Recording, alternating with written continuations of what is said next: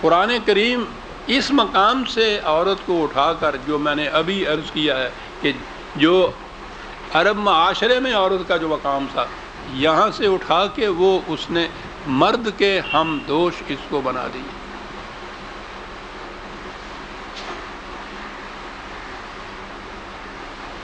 صدر اول کے اسلام کا زمانہ چلا گیا،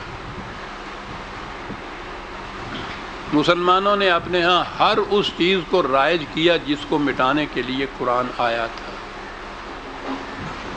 اور اس میں پھر یہ چیز کہ جس کو وجہ ندامت سمجھ رہا تھا وہ عرب والا، انہوں نے پھر جب اس کے پیچھے پڑے ہیں ہاتھ دھو کے عورت کے، تو پوچھو نہیں کہ اس کا کیا مقام کیا۔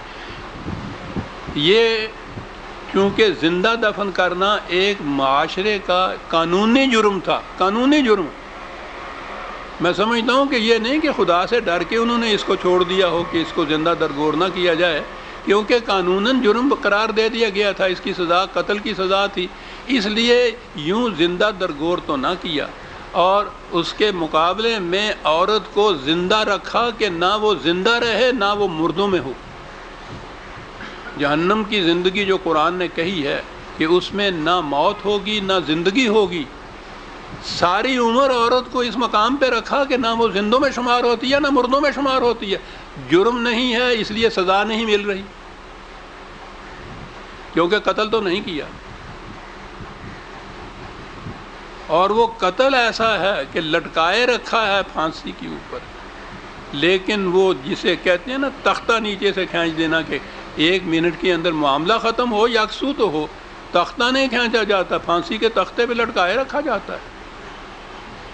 یہ اس عذاب سے زیادہ سخت عذاب ہے کہ جو وہ عرب اپنی بیٹیوں کو زندہ درگور کر دیتے تھے، وہ تو 1 منٹ کی بات تھی، ختم ہوا قصہ۔ یہ سسک سسک کے مرنا غم ہجر میں بلا ہے۔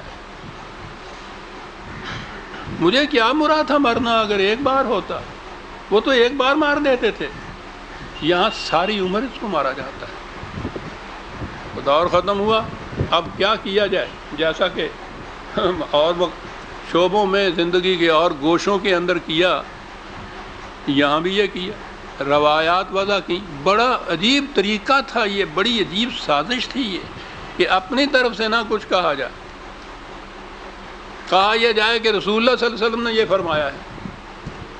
کس کی جرت ہے اس کے بعد یہ کہے کہ صاحب میں اسے نہیں مانتا؟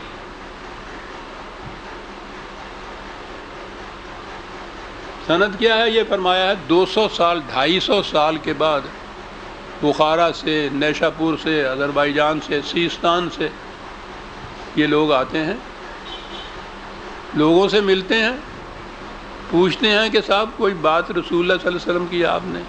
کسی نے کہا کہ ہاں صاحب میں نے، میرے ابا جان نے، میرے والد نے مجھ سے کہا تھا یہ بات اس طرح کی۔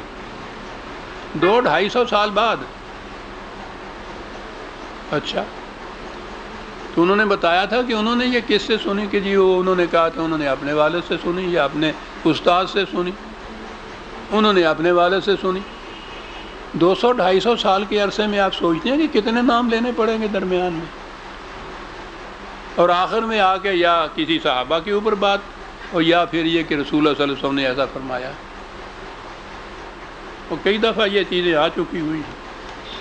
6 لاکھ اس قسم کی باتیں تو امام بخاری خود کہتے ہیں کہ مجھے ملی لوگوں سے، اور میں نے ان کو خود اپنے قیاس سے پھر چھانٹا،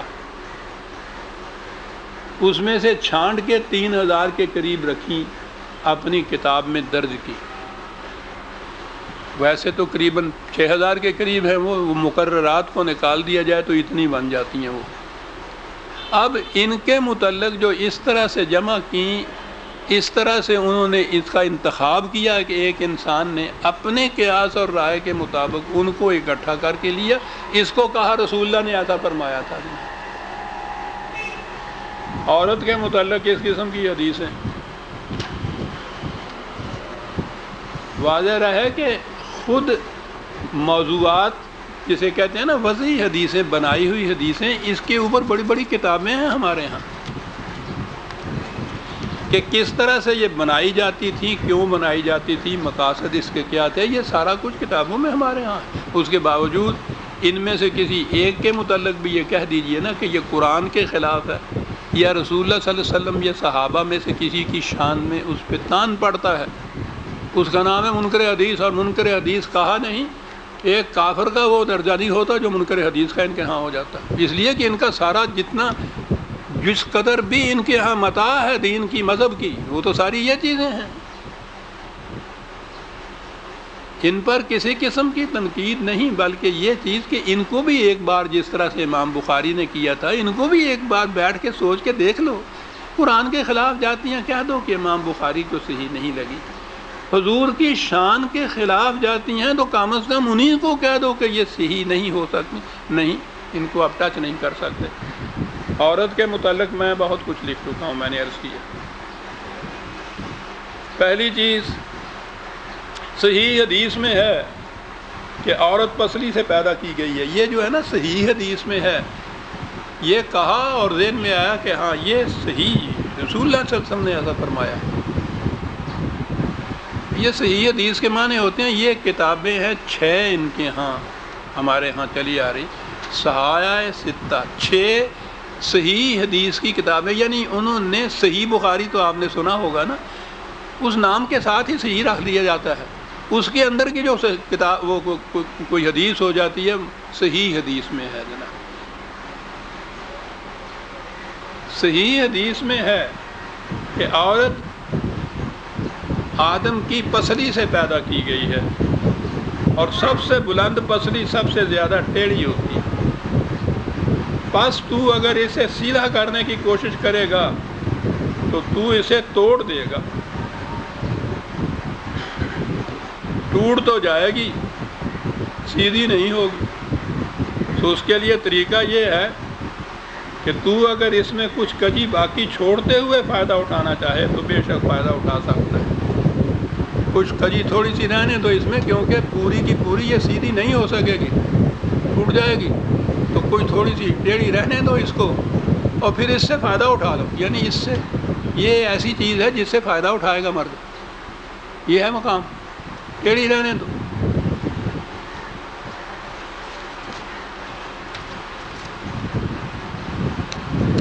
حضرت ابن عباس رضی اللہ تعالیٰ عنہ فرماتے ہیں کہ عورتوں کو مردوں کی اطاعت کرنی پڑے گی۔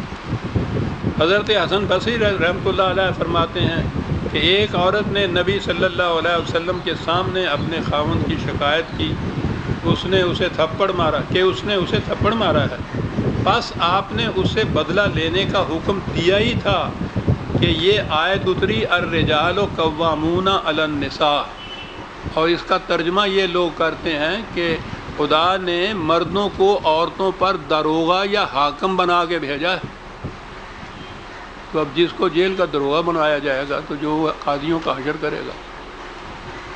لکھا یہ ہے کہ رسول اللہ صلی اللہ علیہ وسلم نے اس عورت سے کہا کہ تمہیں مارا ہے اگر خامن نے تو تم اس کا بدلہ لے سکتی ہو، تو اس پہ یہ آیت اتری۔ آپ کو یاد ہے میں نے نزول قرآن کی آیات کے متعلق ایک درس میں بیان کیا تھا، اس پر یہ آیت اتری کہ خدا نے مردوں کو عورتوں کا داروغہ بنایا ہوا ہے، جو آیت اتری اور بدلہ نہ دلوایا گیا۔ یہ ہیں حدیثیں۔ ایک اور روایت میں ہے کہ ایک انصاری اپنی بیوی صاحبہ کو لیے ہوئے حاضر خدمت ہوئے، اس عورت نے حضور سے کہا کہ یا رسول اللہ صلی اللہ علیہ وسلم، میرے اس خاوند نے مجھے تھپڑ مارا جس کا نشان اب تک میرے چہرے پر موجود ہے۔ آپ نے فرمایا اسے ایسا کرنے کا حق نہ تھا۔ وہیں یہ آیت اتری، یہی الرجال قوامون علی النساء، وہیں یہ آیت اتری کہ مرد عورتوں پر حاکم ہیں۔ آگے سنیے، تو آپ نے فرمایا کہ کیا کیا جائے، میں نے کچھ اور چاہا تھا، خدا نے کچھ اور چاہا،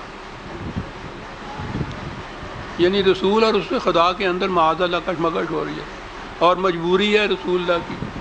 عورت سے کہا کہ میں نے کہا تھا کہ بدلہ لو، اور ادھر سے خدا کی طرف سے یہ حاکم آ گیا۔